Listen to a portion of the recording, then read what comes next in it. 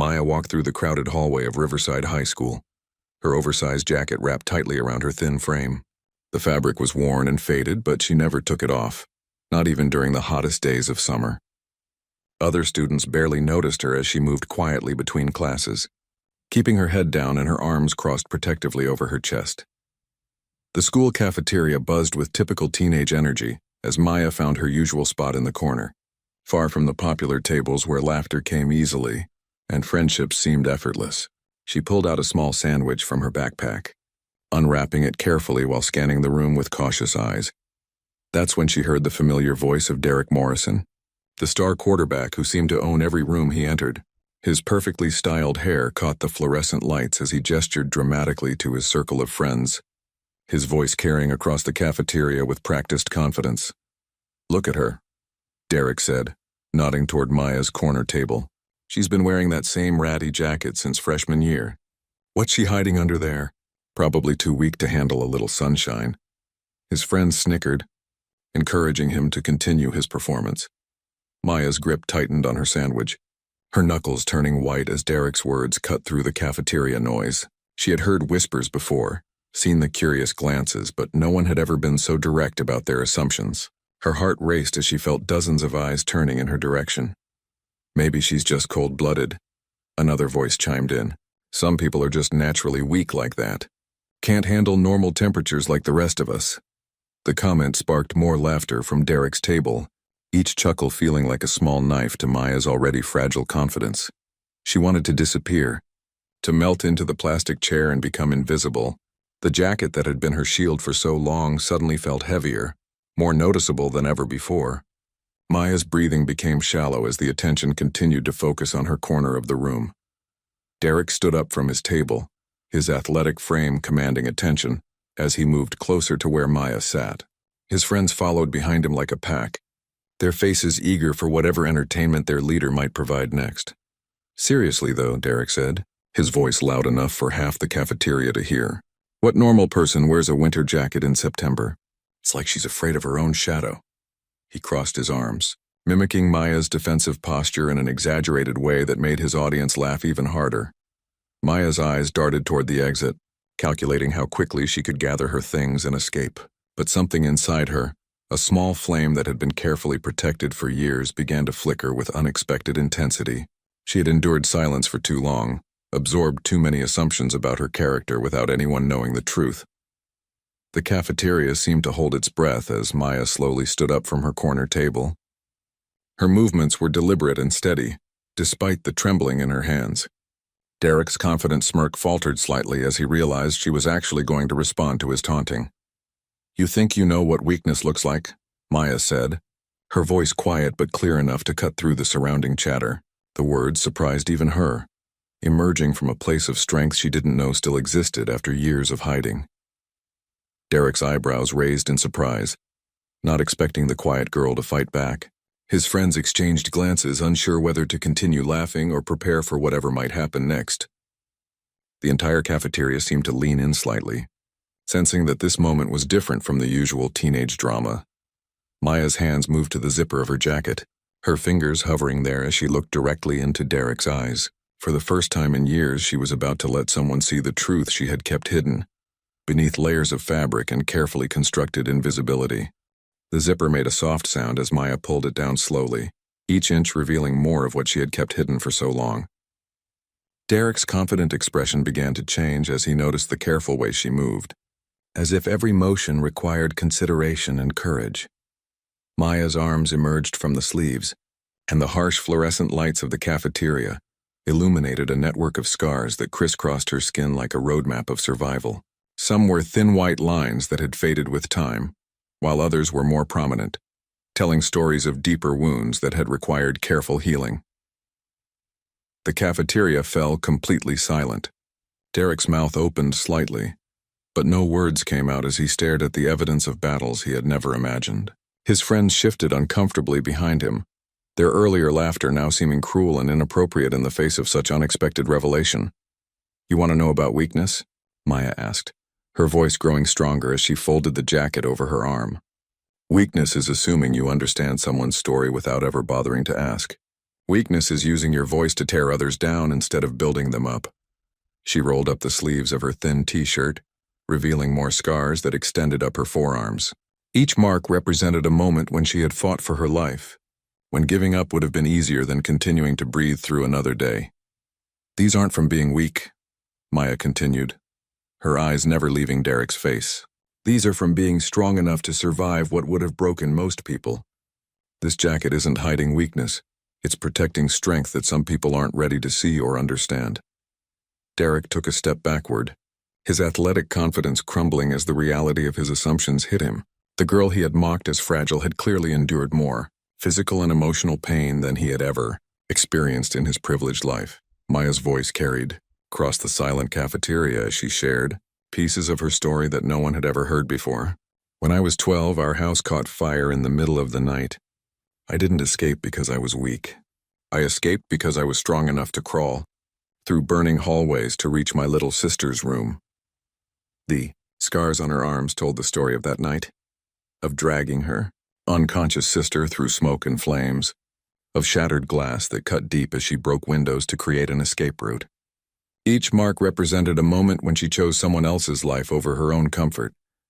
I spent 8 months in the hospital, Maya said, her voice steady despite the emotional weight of her words. Surgeries, skin grafts, physical therapy that made me scream into pillows because I didn't want the nurses to think I was giving up. Derek's friends had completely abandoned their earlier amusement, some looking down at their shoes while others watched Maya with newfound respect.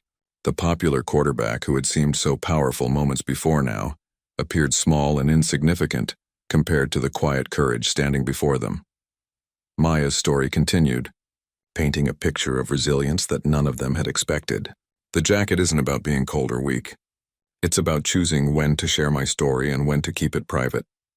It's about having control over my own narrative instead of letting others write it for me.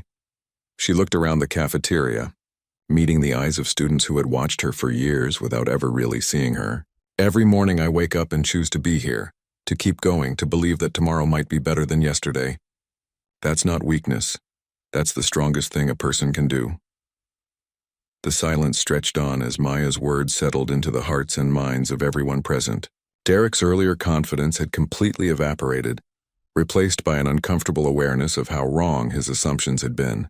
The girl he had dismissed as weak had just revealed herself to be one of the strongest people he had ever encountered. Derek's face flushed red as the full weight of his behavior crashed down on him. He had spent years building his reputation on confidence and quick wit, but now he felt smaller than he ever had before. The girl standing in front of him had just revealed a strength that made his athletic achievement seem meaningless in comparison. Maya, Derek started, but his voice cracked and failed him.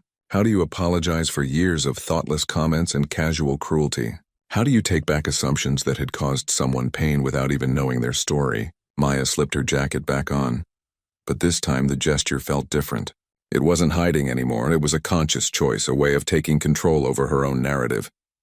She had shared what she wanted to share, revealed what needed to be revealed, and now she was choosing to cover up again on her own terms. You don't get to feel sorry for me now, Maya said firmly, addressing not just Derek but the entire cafeteria that had suddenly become invested in her story. I don't need your pity or your guilt. I needed your basic human decency. And that's something you either have or you don't. The other students began to murmur among themselves, some sharing their own stories of assumptions and judgments they had made about classmates. Maya's courage had opened a door that revealed how little they really knew about the people they saw every day.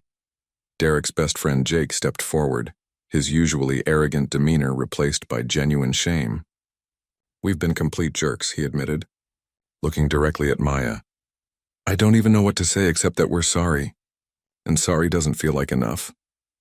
Maya appreciated the honesty, but she also knew that apologies without changed behavior were just empty words. She had heard too many promises from too many people who claimed they would do better, but never actually followed through with meaningful action. Sorry is a starting point, Maya replied, adjusting her jacket with practiced ease. But what matters is what you do next. Do you keep making assumptions about people, or do you actually try to understand before you judge?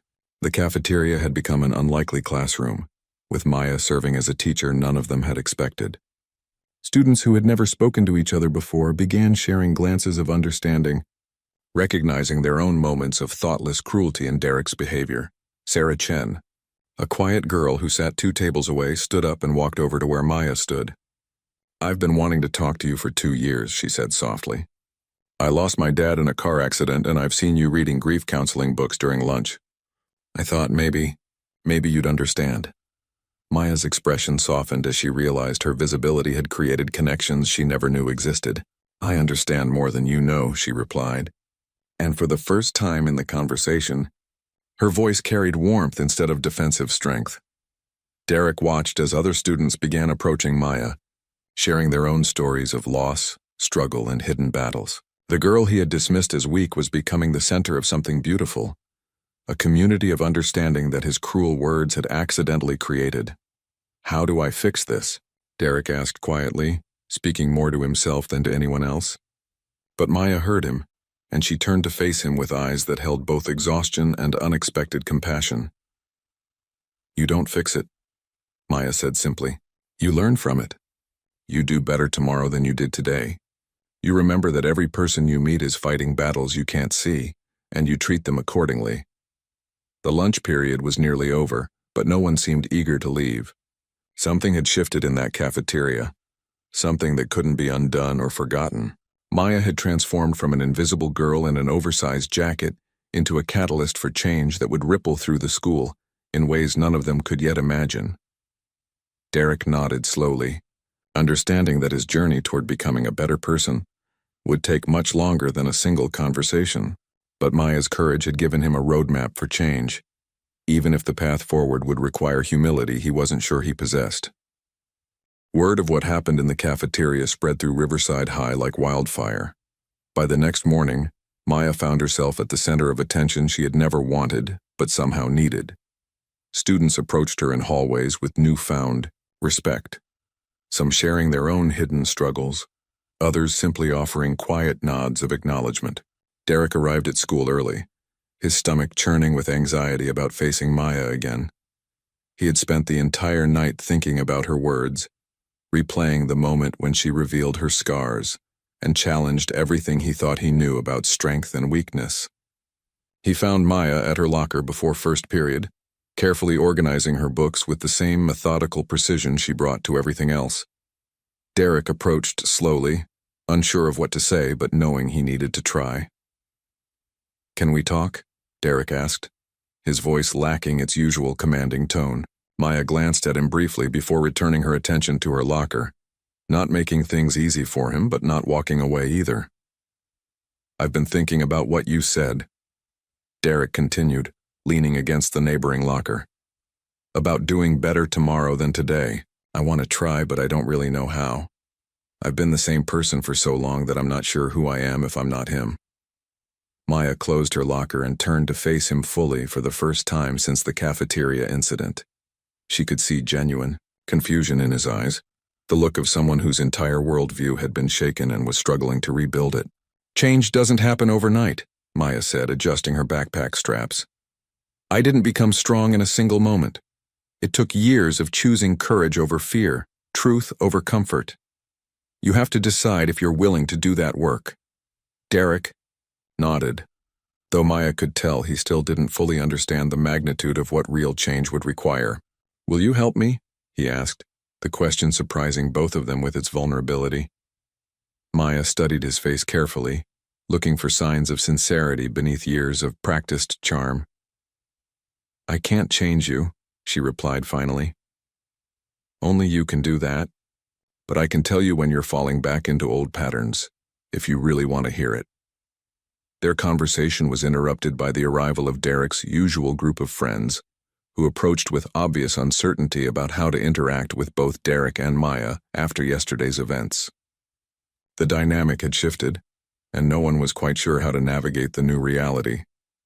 "Hey, Maya," Jake said awkwardly, clearly having rehearsed his approach. "We wanted to apologize properly for yesterday, and for being jerks in general. We know sorry doesn't fix anything, but we wanted you to know we're trying to do better." Maya appreciated the effort, even though she could see how uncomfortable it made them. Growth rarely happened in comfort zones, and she recognized the signs of people genuinely trying to expand theirs. Actions speak louder than apologies, Maya replied, not unkindly but with clear expectations. Show me you're different. Don't just tell me. As the first bell rang and students began moving toward their classrooms, Maya noticed something different in the way people looked at her. The mixture of curiosity and pity had been replaced by something closer to respect, and for the first time in years, she felt like she was being seen as a complete person rather than just a puzzle to be solved. Derek walked beside her toward their shared history class, maintaining a respectful distance but clearly wanting to continue their conversation. "What was it like?" he asked quietly. "After the fire, when you were recovering? How did you keep going when everything hurt?" Maya considered his question carefully before answering. "I had to find reasons to heal that were bigger than my pain," she said.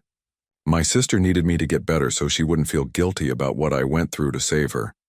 My parents needed me to recover so they could forgive themselves for not getting to us faster." She paused outside the classroom door, looking directly at Derek with eyes that held wisdom far beyond her teenage years. "Sometimes we get strong not because we want to, but because other people need us to. And sometimes that's enough to start with."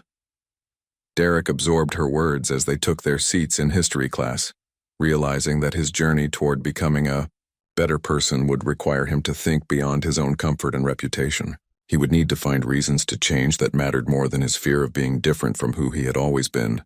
3 weeks later, Derek found himself volunteering at the local children's hospital, reading stories to young burn victims in the pediatric ward. Maya had mentioned during one of their conversations that she spent her Saturdays there, and he had asked if he could join her, expecting her to say no. Instead, she had looked at him with those penetrating eyes that seemed to see straight through pretense and said, "If you're serious about changing, this is where you prove it. These kids don't care about your reputation or your football stats. They'll see right through any act you might put on." Derek quickly discovered Maya was right. 7-year-old Emma, whose arms were wrapped in protective bandages, asked him directly why his voice shook when he read certain parts of the fairy tales. 10-year-old Marcus wanted to know if Derek had ever been really scared. Not the kind of scared you feel before a big game, but the kind that makes you wonder if you'll survive. Maya watched from across the room as Derek struggled to answer these brutally honest questions. She could see him wrestling with his instinct to deflect with humor or change the subject, fighting against years of training that taught him to never show vulnerability. "I was scared yesterday," Derek finally admitted to Marcus, setting down the book he'd been reading. "I was scared that I'm not a good enough person to be here with you guys. Sometimes I think I don't deserve to read you stories because I've said mean things to people." Marcus considered this confession with the serious expression that hospital kids develop too early. "Did you say sorry?" he asked simply. "I tried to," Derek replied. "But saying sorry is easy. Being different is harder." Maya felt something shift in her chest as she listened to Derek's honesty. For weeks she had watched him struggle with genuine remorse, working to understand the difference between feeling bad about consequences and actually regretting his actions. This moment felt like a breakthrough. After their volunteer session, Maya and Derek walked through the hospital garden together, a ritual that had developed naturally over their recent Saturdays. Derek usually used this time to process what he'd experienced with the children, often struggling to articulate feelings he'd never had to examine before. "Emma asked me if I had any scars today," Derek said, sitting on a bench beneath an old oak tree. "I told her no, but then I started thinking about whether that was true. Maybe I don't have scars you can see, but I think I have them inside." Maya sat beside him, maintaining the careful distance they'd established. Their friendship was still fragile, built on honesty but requiring constant attention to maintain trust. "What kind of scars?" Maya asked, genuinely curious about Derek's growing self-awareness. Derek was quiet for a long time, watching autumn leaves fall around their feet. "I think my dad made me believe that showing weakness was dangerous," he said finally. "He never said it directly, but every time I cried or needed help, he'd get this look like I was disappointing him. So I learned to be the person who never needed anything from anyone." Maya nodded, recognizing the familiar pain of childhood wounds that shape adult behavior. "That's not your fault," she said quietly. "But it is your responsibility to heal it." "How do you heal something you can't see?" Derek asked, the vulnerability in his voice reminding Maya of the children they'd just left behind. The same way you heal anything else, Maya replied. You admit it's hurt, you ask for help when you need it, and you practice being different until different becomes natural. Derek looked at her with growing admiration for the wisdom she'd gained through suffering he couldn't imagine. Will you keep helping me figure this out? He asked. I know I don't deserve your patience, but I'm asking for it anyway.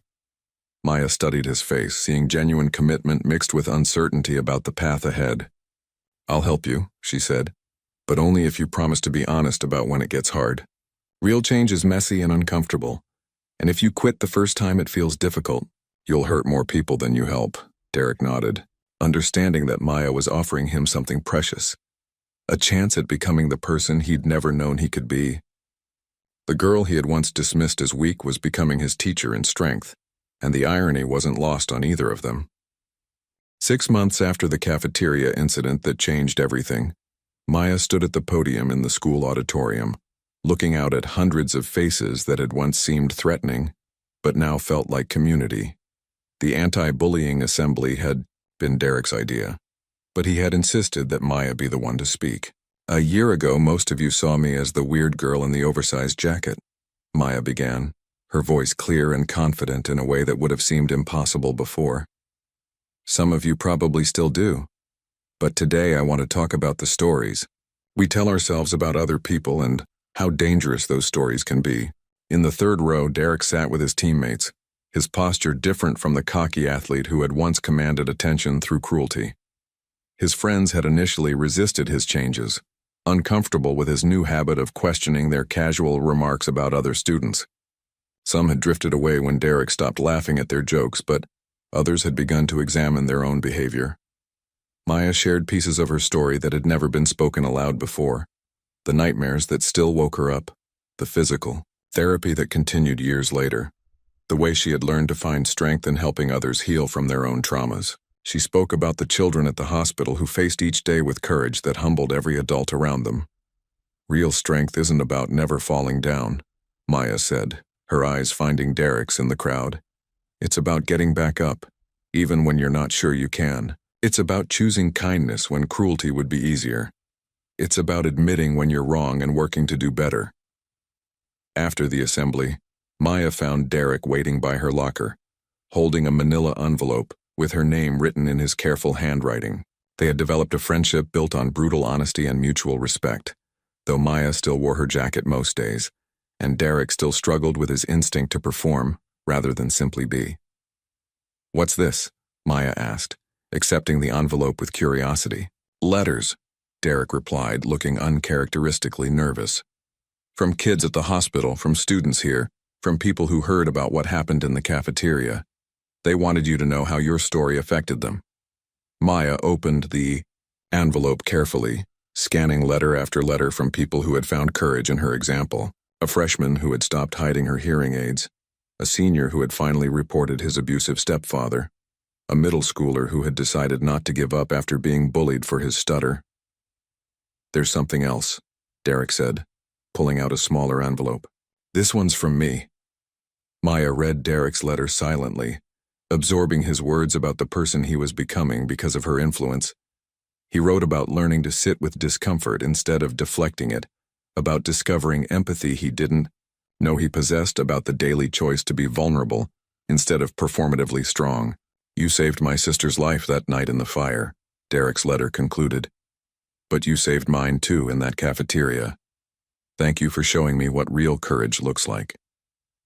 Maya folded the letter carefully, feeling tears she rarely allowed herself to shed. You know this doesn't erase what happened before, she said, but her voice held warmth alongside the necessary truth. I know, Derek replied. But maybe that's okay. Maybe the point isn't to erase the past but to build a different future. As students rushed past them toward their next classes, Maya and Derek stood in comfortable silence. Two people who had learned that strength and weakness weren't opposites, but partners in the complex dance of human resilience. Maya's scars would always tell their story, and Derek's journey toward becoming better would continue long after high school ended. The girl who had once hidden behind an oversized jacket had become a beacon of authentic courage, while the boy who had mistaken cruelty for strength was learning that real power came from lifting others up. Their friendship wasn't perfect, but it was real, built on the foundation of hard-won truth and the shared understanding that everyone deserves the chance to be seen for who they really are beneath the surface. Maya slipped her jacket on as the hallway emptied, but this time the gesture felt like putting on armor for the next battle she was ready to face, whatever it might be.